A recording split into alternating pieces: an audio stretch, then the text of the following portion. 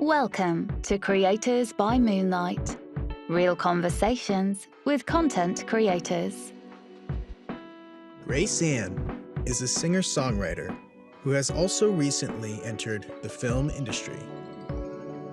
Her professional work is directly guided by her faith in God, and also her desire to help and inspire others. In this interview, she talks about her songwriting process, what dreams and déjà vu mean to her, and why she believes she has been called to pursue acting. I grew up in a tiny little town called Plain City, Ohio, and it really was plain. There was not a lot to do. So I was homeschooled. I was one of 10 kids. We lived out in the country in this little town called Plain City. There was a lot of time for creativity, so I am thankful for that. It's where I found a lot of inspiration, actually, for creativity. It's surprising what you can do when you're bored. I was very shy when I was growing up. I actually used to just think of myself as a fly on a wall. I would be very introspective. I would kind of observe what people said or how they interacted around me. Very observant. Kind of observing just how they related with one another. And I think from that, I was just trying to see deeper. I've always been a very deep thinker. I process things internally. So yeah, I was very shy when I was growing up, and I think it's helped me actually observe more, pay attention more, listen more, which has then helped me in my creativity. When I was really young, as early as I can remember, I loved singing. I just loved singing just to sing. It was just so therapeutic for me, and it was fun, and I loved experimenting with creating vocal melodies. And then as I grew older, around my teenage years, I joined a band, and I started songwriting, creating lyrics and vocal melodies, and I had no idea that I could actually write songs before that point. And it's just at that point when I started branching out and taking risks, it was just like more things were opening up from in me that I didn't know was in there. I open my eyes, trying so hard not to cry. I tried to hide, I tried to run away. The hope that I found is inexplainable, uncontainable. I've gotta learn to fly, leaving my fears on the ground. Momentum carries me, lifting up these wings, grasping hold the dreams I once was afraid to dream. Come up here, fly, I'm waiting, dear. Just fly as love draws near. Fly just a little higher. Growing up, I was really only allowed to listen to Christian music, so I would actually put on my headphones and sneak listen to music that wasn't Christian. And I just really loved, electronic dance music and pop music and jazz and different stuff like that. So I was super passionate about music growing up, and that was my whole focus, was just singing and songwriting, and those were my goals. And then that expanded into, well, what's the purpose? Like, what's my life purpose? What do I want to do with this? Is it for making money? Is it just for fun? Is it for, being famous or whatever? What is my goal with my giftings? What is going to, live beyond me? As I was growing up, a lot of the music that I'd listened to, it just didn't have a ton of hope in it. It had fun beats and cool lyrics and stuff, but, there's lyrics in some songs that are very degrading towards women, towards certain people. A lot of stuff when I was growing up would talk about white trash and stuff like that. Things that just weren't uplifting towards people, not respectful towards people. So there was that. And then that did influence me in what I wanted to release into the world, what I wanted to do for my listeners, that when they would leave a song that I had written or sung, that they would leave happier or more hopeful, more encouraged than when they first turned it on. For me, it's just like when I created music, I wanted it to actually change someone's life. Speaking into people's lives about hope. So much of my music and my heart in what I want to create has to do with showing people that there's hope.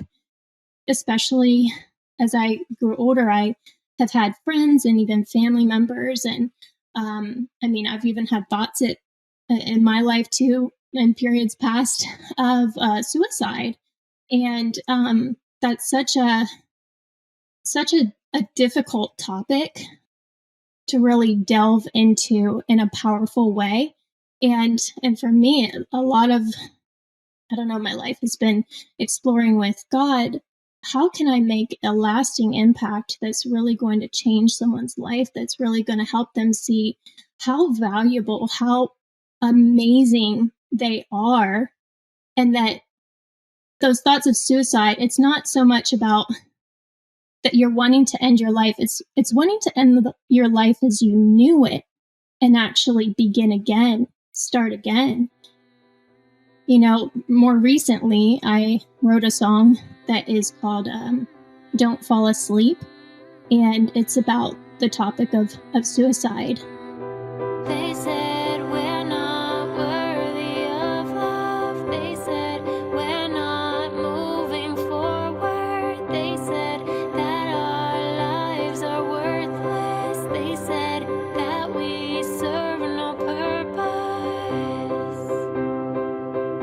But that's just not true. Who are you going to believe now? Who are you going to believe now? Don't fall asleep, this world still needs you. Needs you to be who you are and carry us home.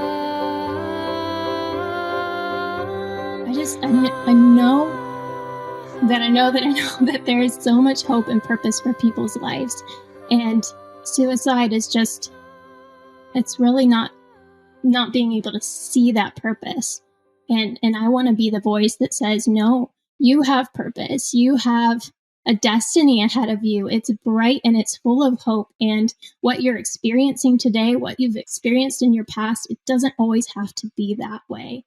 And it's not necessarily always going to be that way. And there is healing ahead for the things that you've faced. And, it's not easy, but it is worth it. And so with music, I've found it's a way to poetically, musically inspire that and just hope that whoever listens, that, it can inspire them. So when I write a song, I don't have a specific way I go about it.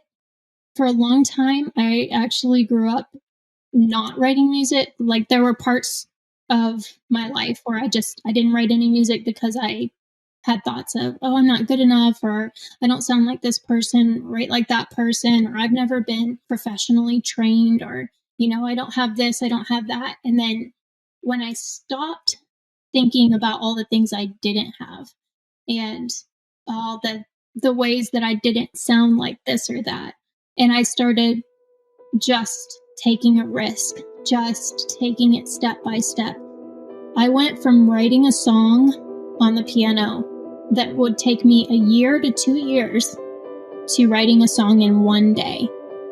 And that was just from from branching out and just saying, nope, I'm just going to do it. I don't know if it's going to sound that great. We'll see. So I started off that way, and then it developed into more and into more and into more. And then now it's like I can hum something and then pick it out on the keyboard. And a lot of times my songs come from, I'll be spending some time with God, praying or worshiping Him. And I'll just play little things on the piano, or I'll start singing a song in the car, and I'll pull out my phone and I'll turn on the voice memo and I'll record that. And then from there, I'll take that and then I'll start to write a song from there. So sometimes I get lyrics first, sometimes I get an inspired melody that just pops in my head, or I'll be just moving my fingers randomly around on the piano and be like, oh, that sounds good. And start to kind of like play around and like, okay, let's go with this. This will be kind of this piece. And I honestly, I don't know how I've written the songs that I have, if I'm being honest, because I have no training or anything. I just would write and the lyrics would just come out naturally. I just start singing in my room and write it down. GraceAnne's faith manifests itself in different ways, which she then uses to determine the paths she should take, both personally and professionally. I grew up in the church, and so I know and have known many, many people who've had all sorts of different experiences and all sorts of different views about God. And I haven't only been in the church, which has been great too, because then I've been able to, hear different people's stories and their perspectives on things. And you hear a lot about people who have bitterness towards the church or towards religion and whatnot, and understandably so. For me, I think what helped me navigate the negatives in there, because there have been negatives in my experience with different people in the church, not everybody, but certain people throughout my life. What helped me was not limiting God to what those people told me about Him or showed me about Him, or maybe didn't even show me about Him, but showed me in a flawed way of abuses in their lives with different things. And I wouldn't even say necessarily like some of the severe stuff, but abuses even like, lying or cheating or, some things like that. But for me, when I was growing up, I always had this knowing deep in my heart that God was real, and I wanted to find out for myself the whole time, okay, I'm going to find out who God is, what He's about, and try to discover God for the reality there. So God speaks to me in a lot of different ways. I fully believe that He's created language, all the languages. When He's spoken to me through dreams at night many, many times. And then a lot of times what He'll do, because I'm sometimes unsure, like, oh, is it just me? Am I making this up? Is that really you, God? He'll send a confirmation. So I've had people come up to me and say things that were directly something that God had already told me. Hey everyone, I wanted to talk with you about deja vus and share 4 significant experiences I've had in my life personally that have led me to believe that I know what they are, where they come from, and hopefully give you a little direction to know what to do the next time you have one. If you've ever had a deja vu in your life, which many people have, not everybody has, it's basically where you're in the situation that you've never been in before. You are maybe having a conversation you've never had before, maybe with a person you've never met before. I've had those in real life, that's what the deja vu is. And it's so weird. It's like, how am I having this feeling? How am I knowing that this person's next statement is going to be this specific thing? How is that even possible? Where did that come from? Well, I've found out through my relationship with God that it actually has come from dreams I've had at night years in the past. And the reason I know it's from those dreams is because I will remember in that moment too, the specifics of the dream, even more details about the situation you're in than what you're currently experiencing. It's kind of hard to explain. Here's an example. When I went to college, I didn't really know if that's what I wanted to do. I just was going because it was the thing to do. Everybody was going to college. You get your degrees, you can get a better job, whatnot. And my first semester in college, I was just questioning so much, like, God, am I supposed to be here? I don't want to be in this opportunity if you have something else, and then I might miss that opportunity, and I don't want to be off track. And I was just going through all this questioning. Well, I was walking down the street, and all of a sudden, I stepped into this deja vu moment where every building, every lamp post, everything all around me was exactly like what I had seen in a dream years before I ever even knew that college existed, years before I ever had thought about going there. So years before I had ever even thought about going there, I had this dream. And in the dream, so in this moment that I stepped into, everything was exactly the same as in that dream I had had years before. And I remembered the dream. And in that dream, I was walking up and down this main road, and there were all these different roads that were going off of this road. And I had to choose one because it was getting dark, which in dream world, that means it's, there's a closure of something happening. Sometimes that's what that means, but for this one it was. And I needed to make a choice. And so I looked down all these different roads, and they were all dark, and they were full of really dangerous things. Bad things were happening. And the only one I saw that was full of light and safety and was where I was supposed to go was this road. And this road was the one that I was standing on in real life, fast forward in the future, at this college. And from that moment in my first semester of school through to the end of graduating, I knew this is where I'm supposed to be. I don't know why, but I know I'm where I'm supposed to be. And then that gave me peace, and I was able to just move forward.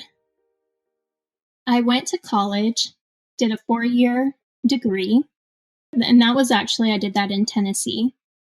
I graduated with a degree in intercultural studies to help me understand different cultures, how to relate with them. And I had a minor in TESOL, which is teaching English to speakers of other languages, because I've always had a passion to travel as well. When I graduated, I was in Tennessee a little longer, trying to figure out what to do. I actually first moved to Northern California for a ministry school that was only for like a year. And I moved there with one of my sisters and did that school. And while I was there, I started to feel like I needed to move to LA, and that God was actually calling me to go to Los Angeles. And that never, ever was on my roadmap in the past. Growing up, it was always Nashville, Tennessee. That's where you go for music. And yeah, that was another just curveball. In my prayer, I'll just sometimes just be quiet and listen rather than just pray through my list of things I want to cover and ask him for. And he spoke to me, he spoke to my heart and said, I want you to move to Los Angeles. And then from there, I had confirmations that came out of different places, and I moved to LA. And so when I moved to LA, I lived there about 7 years, and I was creating music online. I was also nannying at that time, 2 little kids, and really, really loved them. One of the best jobs I've had. During my time in college, I actually spent 3 months in Cambodia, and I was teaching English over there. I was working in orphanages and with different villages. And while I was there, I did notice that a lot of the music that they had on, in the marketplaces and stuff, the malls, a lot of it was about heartbreak and just a lot of sorrow. And in the history of that country, there's actually, they had the genocide there with the Pol Pot regime. And it is very heartbreaking. So seeing into that and seeing just pretty much every single song that I saw, I saw the music videos, so I kind of knew what the song was about, even though it was in their language, Khmer. I observed that there is lots of sadness and sorrow and heartbreak, and that is a real thing, and it's something that I wanted to speak into to help balance it, to help bring healing and hope, and do whatever I could with my voice to help with my music for situations like that. So I started getting very interested in international music and putting more music online. So I kind of started gearing away from record labels and started moving towards just creating my own music my own way, because I also didn't want limits on what I was able to write or create. So yeah, I started going towards international stuff. And then at one point, I was contacted over YouTube by someone in Argentina, a DJ there, to write an EDM song, an electronic dance music song, which was one of my favorite styles growing up. So I was like, yes, I can do it, even though I actually didn't know if I could write EDM style music, because I had never done it up to that point. So I took a risk and started writing, and then through that song, other producers and DJs in places like Spain and France and Peru started contacting me to write with them, like creating vocals and lyrics and whatnot. And so I started jumping off in this other direction with electronic dance music, and it started going international. And some of the stuff I was writing was really just about love and about hope and about dreaming. And it was just this amazing opportunity that I just felt I came so alive through it. And some of it, I always had wanted to go on tour, but I never got the chance to.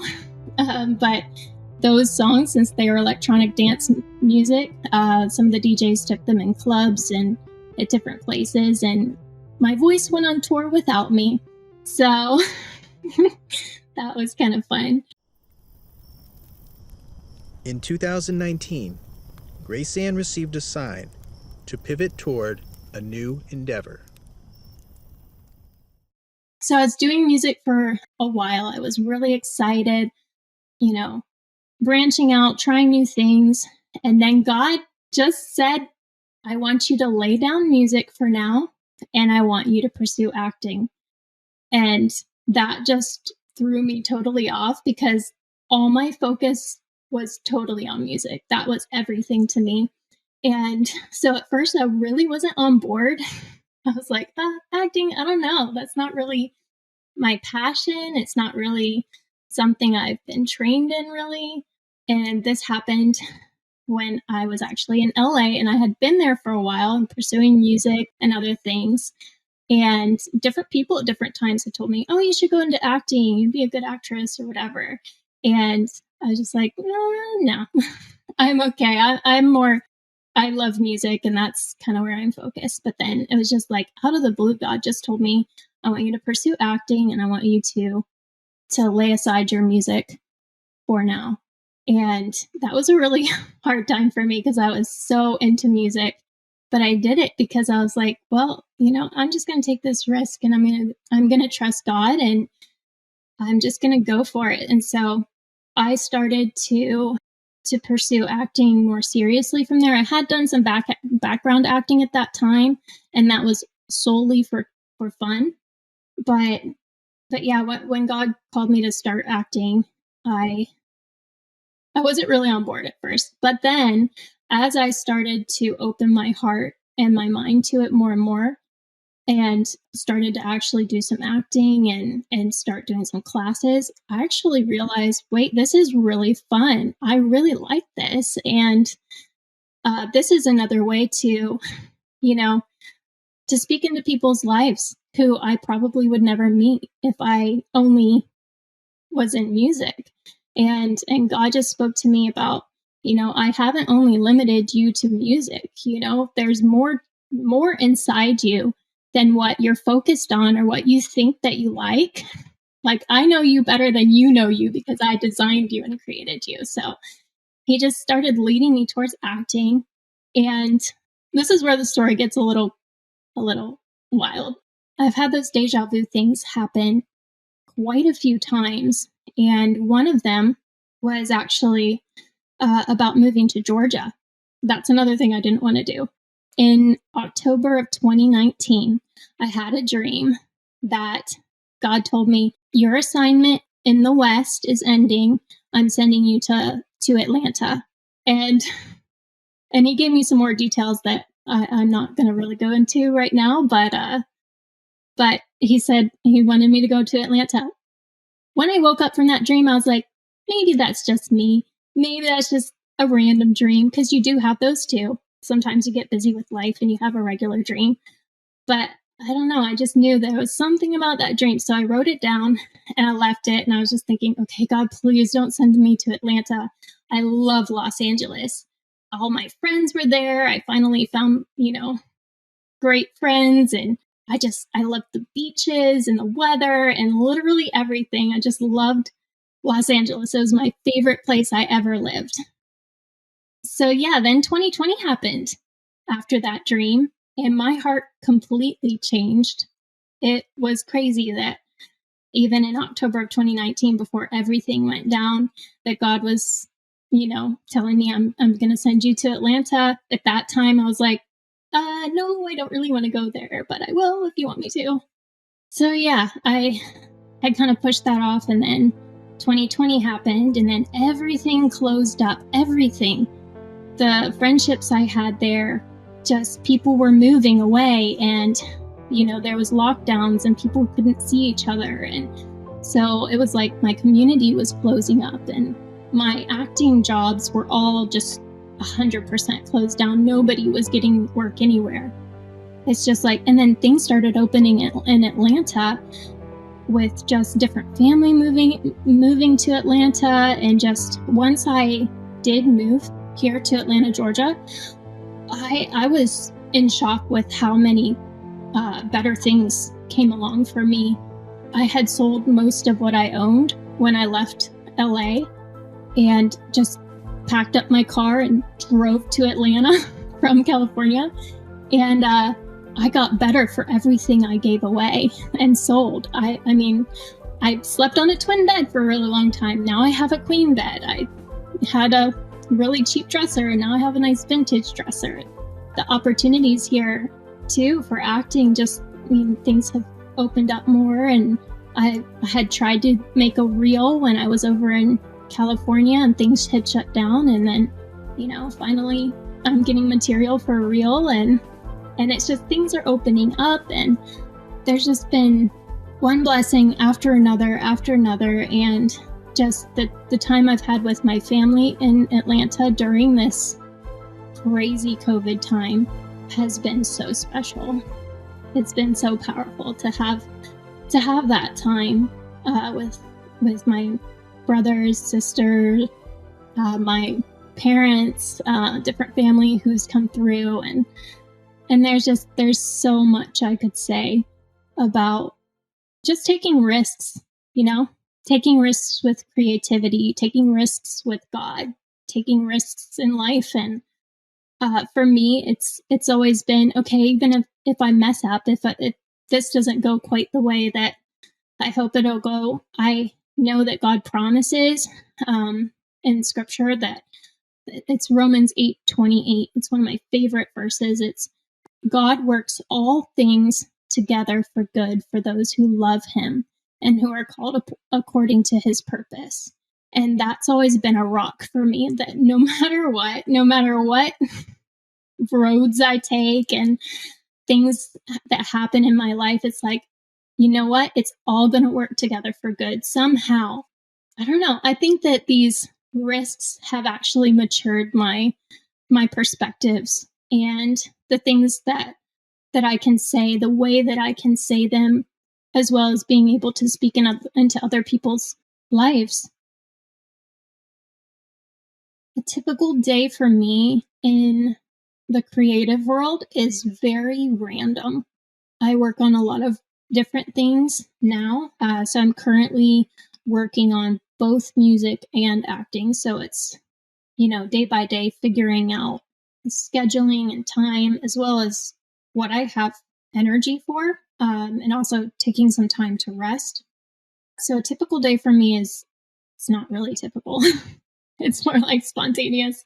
I would say that I have a very random schedule because some of the acting jobs have super early call times, sometimes really late call times that go really late. And so I could be working at any time, day or night, which is really fun, but it's also really exhausting. But the funness keeps it going, and coffee. What has been really great is there isn't this pressure that, oh, by a certain age or a certain time, this needs to happen or that needs to happen. It's like, because I know what my purpose is, and my purpose is to please and honor God and to treat people well and to be a voice into other people's lives. It's like no matter what opens up in my life, whatever opportunities I work in, whoever I meet, he opens things up in crazy ways. And when I'm working different jobs, I still do some background acting. I know that agents and managers and a bunch of people in the industry advise not to do background acting because I guess for some reason some people look down on that. But for me, I love doing that as a side thing for now. And I don't know. I feel like that sometimes the advice we get isn't always the best advice, and you have to decide for yourself what is good for you, because sometimes good is not always best. And sometimes, and this is really important, I think, for anyone who's interested in getting into the entertainment industry, you never know if the person who's sitting next to you, who's doing some sort of presumably what some people would think is a lowly job, a humble job, or something that you shouldn't do as a professional, you never know who they are. You never know where they'll end up in life anyways. I mean, they could become a big actor or musician, or who knows, anything could happen. That shouldn't be your motivator for treating people well. But what I'm trying to say with that is no matter what you're doing, whether you're doing, background acting or whatever you choose to do as a day job, even if it's working at Starbucks or working in a retail store or whatever, side jobs you might have, don't think that something amazing can't come out of that. I was working on a particular set, and one of the crew members on that set stopped me in the hallway and basically had asked me if I was an actress professionally, and ended up connecting me to the 48-hour film festival competition in Atlanta that I had no idea about. And the deadline for the audition was I think it was a week away, if I'm remembering correctly. So it was just right timing for, meeting that person on that set, jumping in, doing my monologue to do that. And then they chose me to be in the main role for the short film. And that was such an honor. It was so much fun. And it was, again, just so confirming for me being in that. It just felt so natural. And I had the best time doing that. And so that's helped me with some of the real that I missed out on before 2020. All that stuff happened, and just met so many great people. And then from there, it's just been, acting and more background stuff for the time being, so that I have a flexible schedule for doing auditions for other things. So I'm on Actors Access, and so that has opportunities for photo shoots and commercials and things like that. So I have been able to book some stuff on there. And it's just a step-by-step faith journey, most of the time I don't know where I'm going or what I'm doing. I'm just out there taking risks, and it's like, okay, God, it's in your hands. You're the networker. You're the one who opens the opportunities. You can do anything. So no matter what I'm doing, in a moment, my whole life can change. And I'm fine with whatever that looks like. If it's staying in the more considered humble jobs, which I think are fun too, or if it's something that's better paying, which would be nice, I'm all for making some more money so that there's, less stress in life. But yeah, it's been a fun journey, lots of risk taking. A lot of times it's very uncomfortable. Auditioning isn't always my favorite thing. I get so nervous. So even driving to that short film audition, I was so nervous, and I was just praying the whole drive there, and just like, God help me. I don't know if I'm gonna do good, or like, are they gonna like me, or I'm not experienced enough. And it's just like, I went and did really well, and I cried. I was supposed to cry because of the monologue. But that's another thing that traces back to my childhood. Was I was always told, "Oh, you're too emotional, like you cry too much, or you're just too emotional." But I found that that's actually a gift. It's a gift to feel things deeply like that, because I've noticed when I'm talking to someone and they start crying, I start crying because I'm feeling what they're feeling, and I'm feeling for them. And it's a compassion thing. And that's a good thing. And, for so long, it's like, thought it was not a good thing because it was more kind of looking down on me for being emotional and whatnot. But it's like, actually, I can step into this character and I can feel what they're feeling, even though they're not me. I can bring that to life in this moment because of that. It's actually, channeling that gift into that particular thing. And so anyone who's been told that they're too emotional, that's actually a gift. It can be a wonderful gift for creativity, for acting, for compassion towards other people. There's just so many things. Throughout her endeavors, GraceAnne prioritizes staying grounded as she navigates the entertainment industry. My experience in the entertainment industry, in both music and in acting, there have been definitely some questionable things that I've encountered personally. Thankfully, God has really protected me from a lot of stuff, but there have been some things that, specifically with men in the industry, that have been less than ideal, with them trying to come on to me, and just some other different things that I've seen that I really won't go into detail here about. But for me, it's like God has so protected me. And in this whole thing, it's like I've been able to turn down some opportunities that maybe in and of themselves would have been great opportunities, but the channels that they came from were very, uh, shady, tainted. And but in all of it, it's like God has given me so many tools in my kit that it's like I'm always asking God, please give me wisdom, give me discernment so that I can tell between what's good and what's not, even if on the surface it seems like it's good. Sometimes those things are not. And so this whole process has always been, okay, Lord, I want you to help me navigate this. How do I do this with excellence? How do I do this with honor? How do I do this with purity? And he's just been so faithful in leading me and teaching me how to walk in a way that protects me, but also he teaches me how to move forward through some of these really strange situations sometimes. And but I know that because God has called me to be in the industry, that wherever he guides me, he's going to provide for me. He's going to take care of me. I don't have to compromise myself. I don't have to compromise who I am. I don't have to compromise how I do things either in moving forward. And actually, having grown in my integrity and my character of who I am before I ever got into the industry, that has helped me to maintain who I am and not compromise in ways that go against my morals,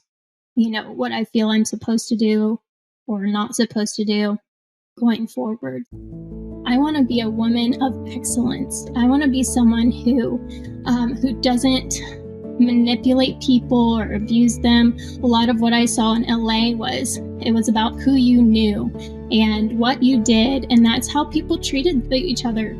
Well, who do you know and what have you done? Kind of, those undercurrents, underlying motives of, well, what can I get out of you? How can I step on you to get to what I want?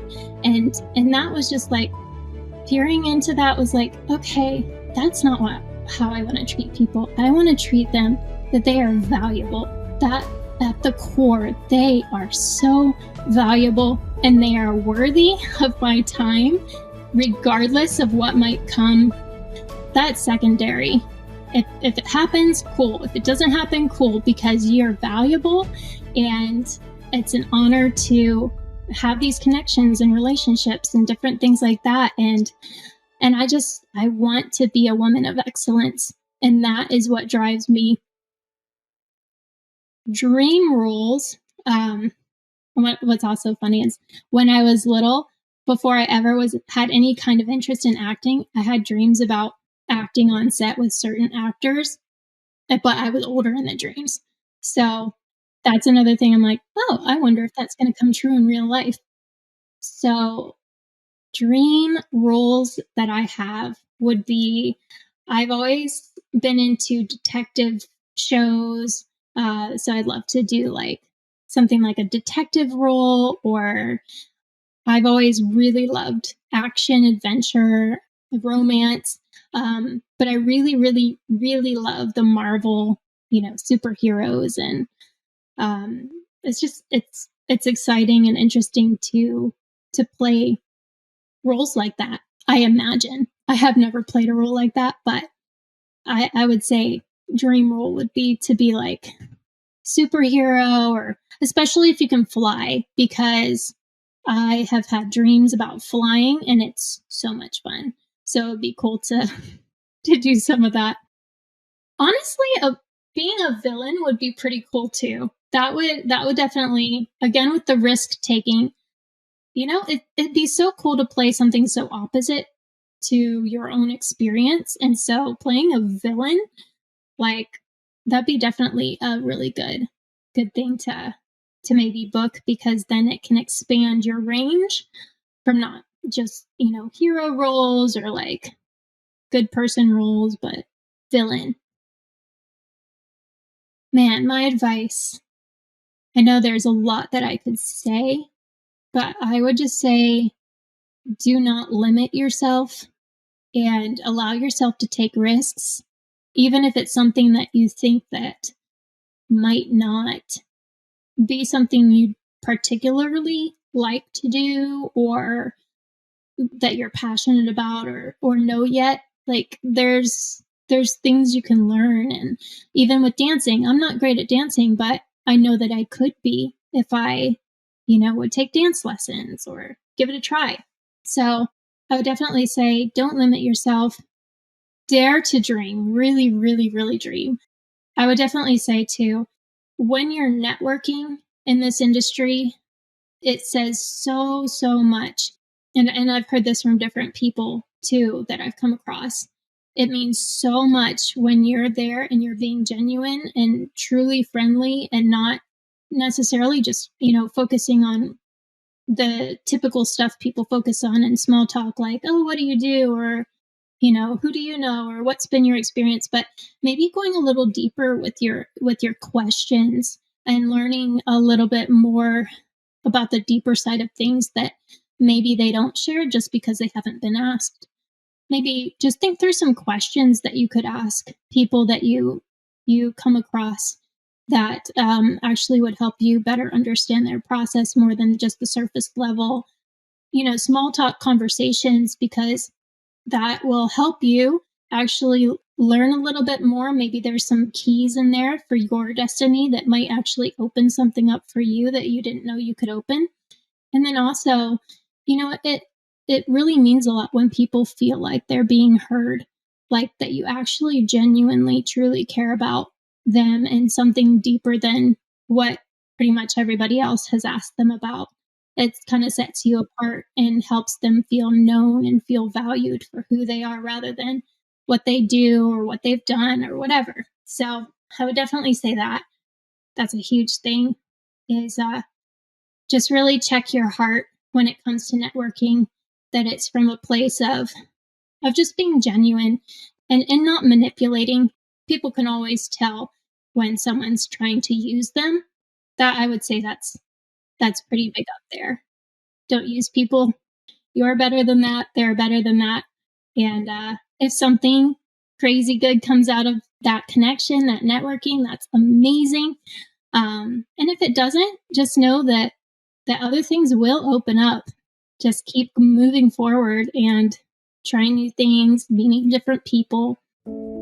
My biggest piece of advice is if you're not sure about God, if you haven't, had the best experiences in churches or with different people, don't let that keep you from exploring for yourself. Just, go out there, is God real? Is he not? If he's real, who is he? Explore those questions.